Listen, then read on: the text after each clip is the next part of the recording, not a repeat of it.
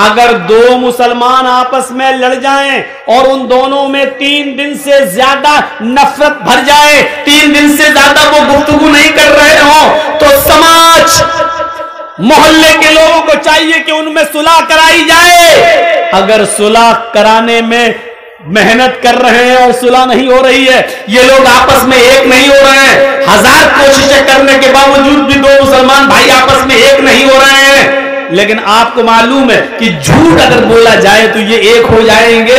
अल्लाह के नबी यहां झूठ बोलने की इजाजत दे रहे हैं। क्या कह रहे हैं? लैसल कद्दाब अल्लज़ी युस्लिहु बैनन नास। उन दो मुसलमानों के दरमियान अगर सुलह कराने के लिए, उनको एक करने के लिए अगर तुम्हें झूठ का सहारा लेना पड़े तो बोल दो, तुम झूठ बोलकर उनको एक कर दो, तुम्हें गुनाहगार नहीं लिखा जाएगा। हम चाहे कितनी नमाजें पढ़ लें, चाहे कितने रोजे रख लें, चाहे कितनी इबादतें कर लें, हज कर लें, लेकिन हमारा आपसी ताल्लुक एक दूसरे से अगर अच्छा नहीं है तो हमारी इबादत बेकार है। याद रखिएगा, बहुत अहम चीज़ बतला रहा हूं मैं।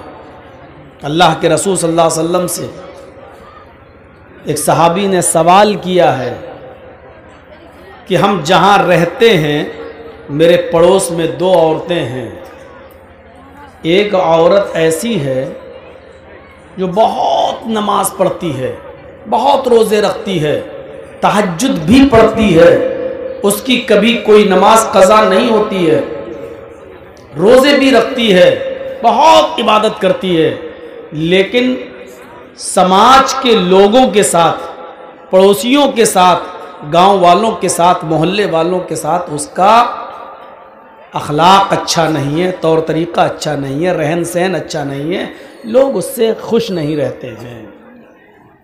तो अल्लाह के नबी सल्लल्लाहु अलैहि वसल्लम ने फ़ौरन ये नहीं देखा कि वो नमाज कितनी पढ़ती है, रोज़ा कितना रखती है, हज कितना करती है। नबी अकरम की ज़बान से फ़ौरन ये जुमला निकला, हिया फिन्नार, वो जहन्नमी है। कहां चली गई नमाज, कहां चले गए रोजे, कहां चली गई तहज्जुद? पूछने वाला पूछ रहा है, अरे अल्लाह के नबी बहुत इबादत करती है, बहुत रोजे रखती है, बहुत नमाजें पढ़ती है, तहज्जुद भी नहीं छोड़ती है, लेकिन इबादत गुजार तो बहुत बड़ी है, लेकिन मोहल्ले के लोग, समाज के लोग उससे खुश नहीं रहते हैं, यानी उसका अखलाक अच्छा नहीं है, उसकी ज़बान अच्छी नहीं है, लोगों से गुफ्तगू वो अच्छी नहीं करती है। अल्लाह के नबी से पूछना चाहा कि इस औरत की इबादत का क्या है, तो अल्लाह के नबी ने क्या कहा? हिया फिन्नार, वो दोज़ख में जाएगी, जहन्नम में जाएगी। कहा अल्लाह के रसूल, एक और औरत रहती है हमारे बगल में, वो नमाज तो कम पढ़ती है, सिर्फ फर्ज पढ़ लेती है, नवाफिल का एहतिमाम ज्यादा नहीं करती है, सिर्फ फर्ज रोजे रमजान के रख लेती है और बकिया नफली रोजे नहीं रखती है,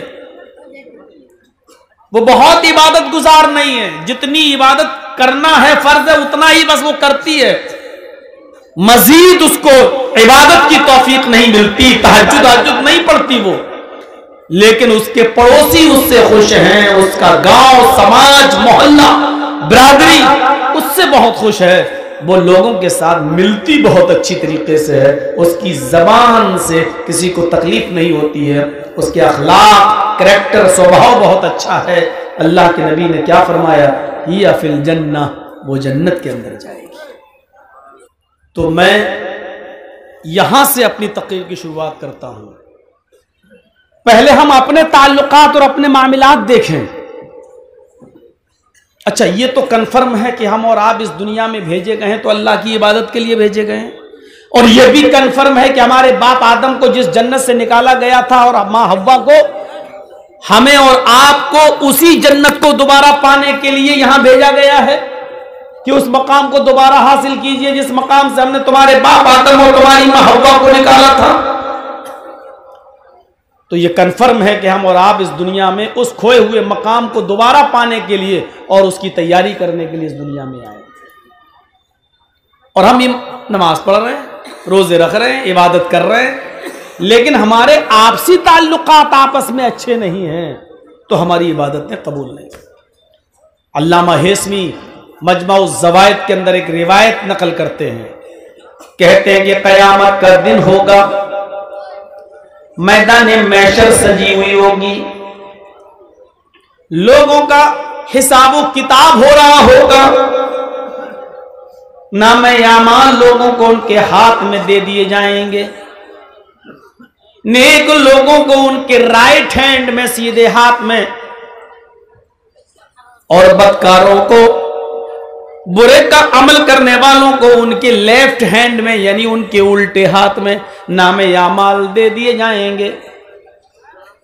कुछ लोग खड़े होंगे, अभी उनको नामे आमाल नहीं मिले होंगे, ये तहज्जुद गुजार होंगे, नमाजें इनकी कभी नहीं छूटी होंगी, फजर की नमाज भी इनकी कभी तर्क नहीं हुई होगी, अजान से पहले ये मस्जिद में पहुंचने वाले लोग होंगे, हाजी होंगे, नमाजी होंगे, मौलवी होंगे, अभी इनको इनके हाथ में नामे आमाल नहीं मिला होगा, लेकिन इनको उम्मीद होगी हमने तो बड़ी नमाजें पढ़ी हैं, बड़े रोजे रखे हैं, बड़ी इबादतें की हैं, फरिश्ता जब मुझे मेरे हाथ में नामे आमाल देगा तो दाहिने हाथ में नामे आमाल देगा।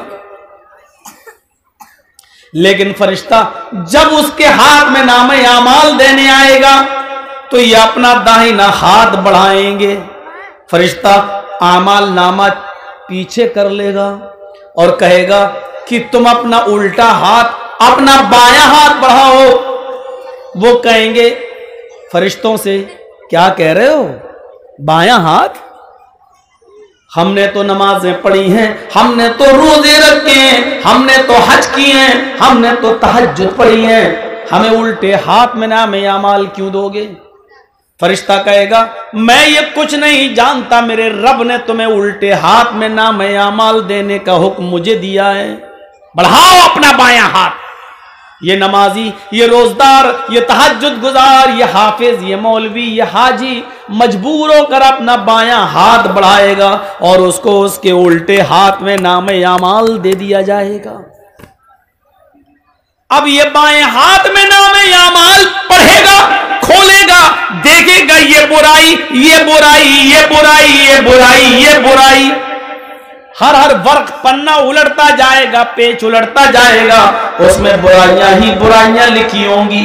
उसकी एक भी नमाज का जिक्र नहीं, एक भी रोजे का जिक्र नहीं, एक भी हज का जिक्र नहीं, एक भी तहज्जुद का जिक्र नहीं। वो ये देखेगा, अपना नाम आमाल उठाकर बंद कर देगा, चीखेगा और चिल्लाएगा, आईना हसनाती या रब्बल आलमीन, आय अल्लाह इसमें तो मेरे गुनाह ही गुनाह लिखे हैं, हमारे नामे आमाल में तो बुराइयां ही बुराइयां लिखी हुई हैं।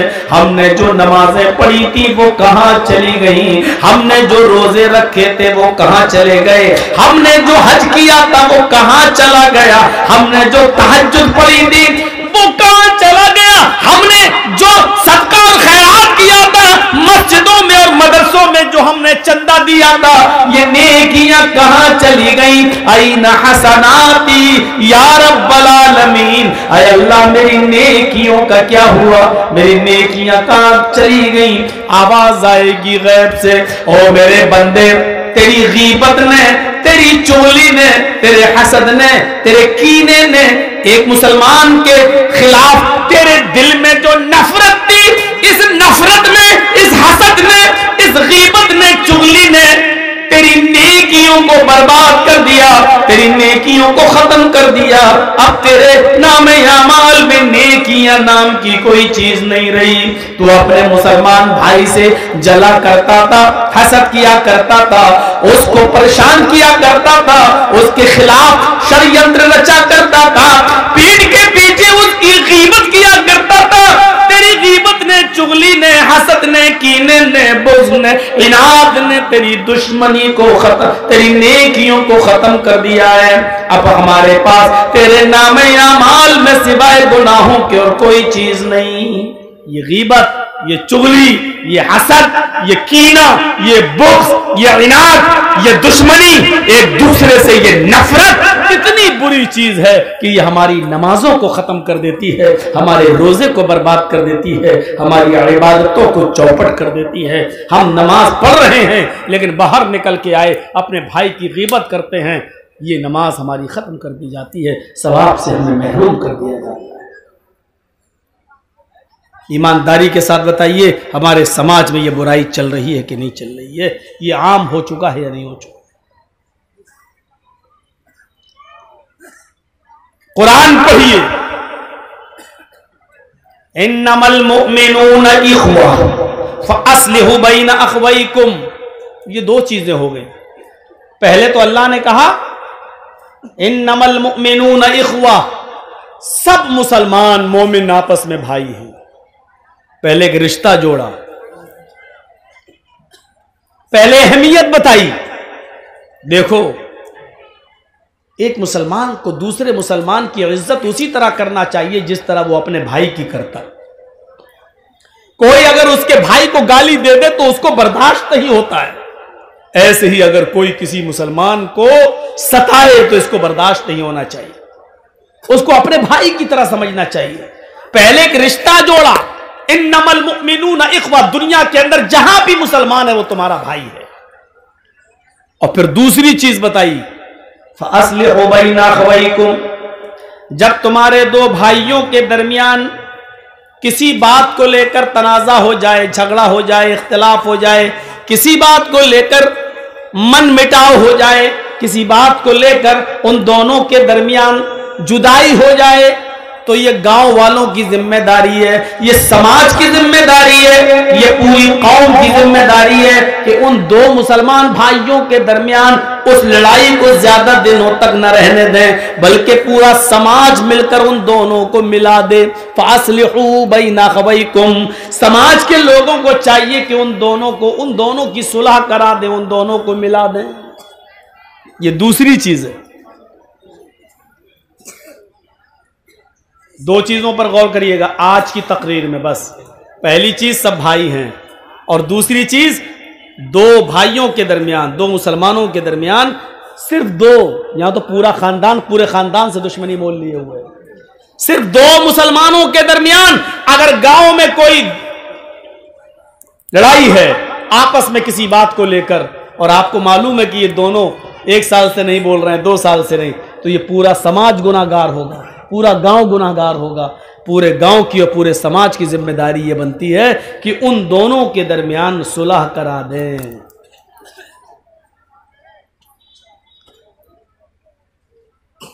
सुलह कराने के लिए एक हुक्म और दिया है। झूठ कितनी बुरी चीज है। कोई अगर अपने मुंह से झूठ बोलता है तो अल्लाह के नबी सल्लल्लाहु अलैहि वसल्लम ने फरमाया कि जब कोई बंदा झूठ बोलता है तो उसके मुंह से इतनी गंदी बदबू निकलती है कि उसकी बदबू से फरिश्ता 1 मील दूर भाग जाता है। यहां से आप अंदाजा लगा सकते हैं कि झूठ कितनी बुरी चीज है। एक हदीस में आता है कि अल्लाह के नबी से किसी सहाबी ने पूछा, अरे अल्लाह के रसूल, क्या मोमिन बुज़दिल हो सकता है? अल्लाह के नबी ने कहा हां, हो सकता है। दूसरा सवाल किया, अल्लाह के नबी, क्या मोमिन बखील हो सकता है, कंजूस? आपने कहा हां, हो सकता है उसने पैसा ज्यादा कमा लिया हो और अल्लाह की राह में ज्यादा खर्च ना करे, कंजूस हो सकता है, बखील हो सकता है, मालो दौलत की मोहब्बत उसके दिल में आ सकती है, हो सकता है। तो मैं अर्ज ये कर रहा था कि वो झूठ कितना बुरा है कि अल्लाह के नबी ने कहा कि हां, मोमिन बखील भी हो सकता है, मालो दौलत की मोहब्बत उसको आ सकती है, बुज़दिल भी हो सकता है, बखील भी हो सकता है। फिर पूछने वाले ने पूछा, अरे अल्लाह के रसूल, क्या मोमिन झूठा भी हो सकता है, क्या झूठ भी बोल सकता है? तो अल्लाह के रसूल ने क्लियर कर दिया, फरमाया वल्लाही अल मोमिन ला यकज़िब, अल्लाह की कसम झूठ बोलता हो वो मोमिन हो ही नहीं सकता। मोमिन और झूठ, मुसलमान और झूठ, ये दो अलग अलग चीजें हैं। मुसलमान और झूठ नहीं, मुसलमान में बुज़दिली आ सकती है, मैदान जंग में लड़ रहा है, काफिरों से लड़ रहा है, देखा ये बहुत ज्यादा भारी पड़ रहे हैं, नहीं हमें मार डालेंगे, पीठ फेरी, चुपचाप से भाग गए मैदान छोड़कर। हालांकि ये भी गुनाह है, नहीं भागना है मैदान जंग से, चाहे मौत ही आ जाए, लेकिन पीठ दिखा के नहीं भागना, यह भी गुनाह है। लेकिन अल्लाह के रसूल ने कहा इसकी वजह से आपको ईमान से निकाला नहीं जाएगा। गुनाह है लेकिन मोमिन रहोगे, उसका गुनाह तुम्हें पड़ेगा। मालो दौलत की मोहब्बत है, साहब आपने 1000 कमाया, दे दो ना 100 रुपए मदरसे को, नहीं साहब 50 ले लो, नहीं, बखीली आ सकती है। मालो दौलत की मोहब्बत आपको घर कर सकती है, लेकिन इसकी वजह से आपको ईमान से खारिज नहीं किया जा सकता है, आप मोमिन रहेंगे। लेकिन फिर पूछा क्या मोमिन झूठा भी हो सकता है? तो अल्लाह के रसूल चौंक गए और यक बैक बोले, बैक वक्त नहीं, मोमिन के अंदर झूठ की सिफत पैदा नहीं हो सकती, जो झूठ बोले वो मोमिन नहीं। लेकिन यहां अल्लाह के नबी क्या कह रहे हैं? अगर 2 मुसलमान आपस में लड़ जाएं और उन दोनों में 3 दिन से ज्यादा नफरत भर जाए, 3 दिन से ज्यादा वो गुफ्तगू नहीं कर रहे हो, तो समाज मोहल्ले के लोगों को चाहिए कि उनमें सुलह कराई जाए। अगर सुलह कराने में मेहनत कर रहे हैं और सुलह नहीं हो रही है, ये लोग आपस में एक नहीं हो रहे हैं, 1000 कोशिशें करने के बावजूद भी 2 मुसलमान भाई आपस में एक नहीं हो रहे हैं, लेकिन आपको मालूम है कि झूठ अगर बोला जाए तो ये एक हो जाएंगे। अल्लाह के नबी यहां झूठ बोलने की इजाजत दे रहे हैं। क्या कह रहे हैं? लैसल कद्दाब अल्लज़ी युस्लिहु बैनन नास। उन 2 मुसलमानों के दरमियान अगर सुलह कराने के लिए, उनको एक करने के लिए अगर तुम्हें झूठ का सहारा लेना पड़े तो बोल दो, तुम झूठ बोलकर उनको एक कर दो, तुम्हें गुनाहगार नहीं लिखा जाएगा, तुम्हें ईमान से खारिज करार नहीं दिया जाएगा। यानी 2 मुसलमानों को एक करने के लिए झूठ बोलने की इजाजत दे दी गई।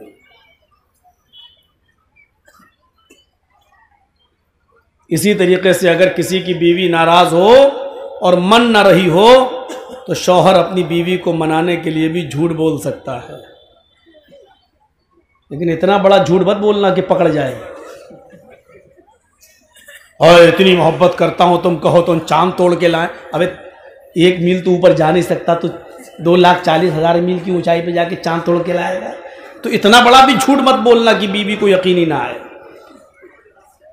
हल्का फुल्का झूठ जिससे वो मान जाए, शौहर बोल सकता है, इजाजत है, इसके अलावा और कहीं नहीं। तो मेरे भाइयों, आप अंदाजा लगाइए कि एक मुसलमान का दूसरे मुसलमान के साथ क्या मामला है कि अगर झूठ बोलकर भी उन दोनों को एक किया जा सकता है तो कर दो। इससे अंदाजा लगा सकते हैं कि झूठ जो इतना बुरा हो कि बोलने वाले के मुंह की बदबू से फरिश्ते 1 मील दूर भाग जाते हो, और यहां इजाजत दे रहे हैं अल्लाह के रसूल, अगर उन दोनों को एक करने के लिए झूठ का सहारा लेना पड़ रहा है तो ले।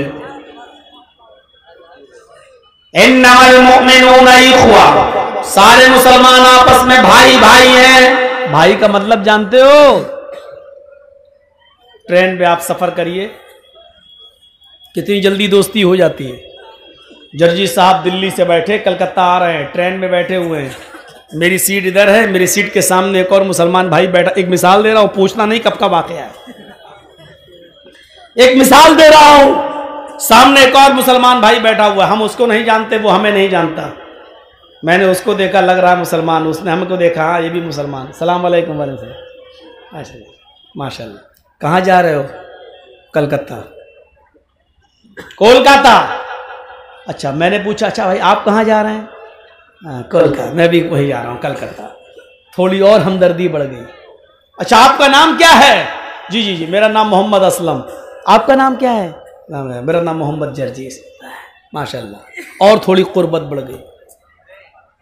धीरे धीरे धीरे धीरे उसी ट्रेन में, अभी 24 घंटे का सफर है, तो 4 घंटे में ही इतनी मोहब्बत बढ़ गई कि आप चाय खरीद रहे हैं तो एक नहीं 2, एक मुझे पिला रहे हैं, एक आप। मैं कोई चीज खरीद रहा हूं तो आपको दे रहा हूं, एक आप एक मैं। थोड़ी और कुर्बत बढ़ी। अच्छा कहां जाओगे? कोलकाता में मडिया बुरुज। आप कहां जाएंगे? अरे साहब मैं भी वहीं जा रहा हूं, लीजिए। और कुर्बत बढ़ गई। अब ये कुर्बत इतनी बढ़ गई कि मैं किसी स्टेशन पर पानी भरने के लिए उतरता हूं तो वो आदमी मेरे सामान की देखरेख कर रहा है, क्योंकि ये हमारा भाई है, सफर का साथी है। वो किसी स्टेशन पे उतरता है तो हम उसका सामान देख रहे हैं। आप इतना भरोसा हो गया, जब मैं उतरता हूं तो उससे कहता हूं मेरा सामान देखना, जब वो उतरता है तो मुझसे कह देता भाई साहब मैं उतर रहा हूं, मेरा सामान देखना। अब उसकी न सिर्फ जान बल्कि उसके माल की हिफाजत की जिम्मेदारी भी एक दूसरे के ऊपर आयद हो जाती है। 15-16 घंटे 20 घंटे के सफर में सिर्फ जान पहचान की बुनियाद इतनी सख्त हो जाती है कि आप उसकी जान के भी मुहाफिज हो जाते हैं। अगर कोई उसको छेड़े तो आप उसके लिए लड़ने लगते हैं, आपको कोई गाली दे तो वो आपका साथ देने लगता है। जब आप स्टेशन पे उतरते हैं तो आपके सामान की हिफाजत मैं करता हूं, मैं उतरता हूं तो आप मेरे सामान की हिफाजत करते हैं। 15, 16, 20 घंटे के सफर में जब तुम दोनों एक दूसरे की जान और एक दूसरे के माल के मुहाफिज बन गए,